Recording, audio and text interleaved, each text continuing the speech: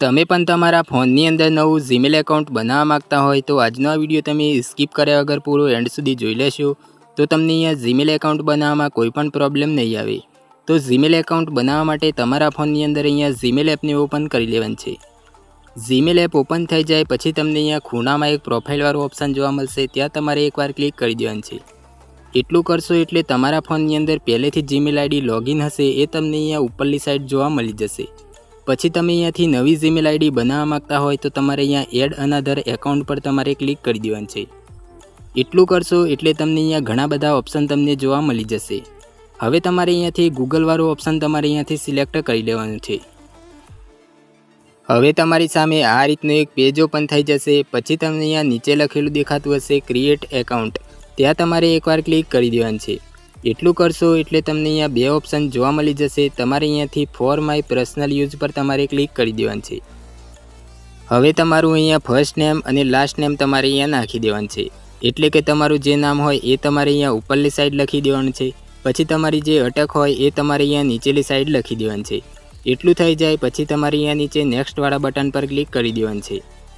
એટલું કરશો એટલે તમારી સામે આવો એક પેજ ઓપન થઈ જશે। પછી તમારે અહીંયાથી તમારી જે બર્થ ઓફ ડે હોય એ તમારે અહીંયા સિલેક્ટ કરી લેવાનું છે।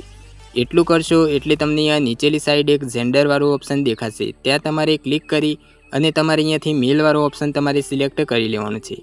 એટલું થઈ જાય પછી તમારે અહીંયા નીચે નેક્સ્ટવાળા બટન પર ક્લિક કરી દેવાનું છે।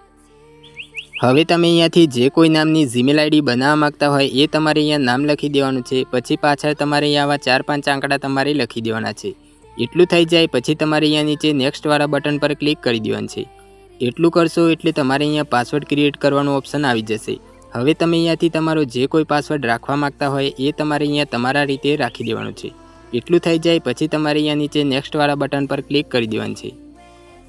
હવે તમારે અહીંયા થોડી વાર રાહ જોવાની છે, એટલે આ તમારું જે જીમેલ એકાઉન્ટ છે તે બનીને તૈયાર થઈ જશે। તો તમે અહીંયા જોઈ શકો છો આપણું આ જે જીમેલ એકાઉન્ટ છે તે બનીને તૈયાર થઈ ગયું છે। હવે તમારે અહીંયા સાઈડમાં નેક્સ્ટવાળા બટન પર ક્લિક કરી દેવાનું છે। એટલું કરશો એટલે તમારી સામે આવો એક પેજ આવી જશે, એટલે તમારે અહીંયાથી થોડું નીચે આવી જવાનું છે। પછી તમારે અહીંયા નીચે આઈ એગ્રી પર ક્લિક કરી દેવાનું છે। એટલું કરશો એટલે તમારું આ જે જીમેલ એકાઉન્ટ છે તે કમ્પ્લીટલી બનીને તૈયાર થઈ જશે। તો તમે પણ તમારા ફોનની અંદર આ રીતે જીમેલ એકાઉન્ટ બનાવી શકો છો।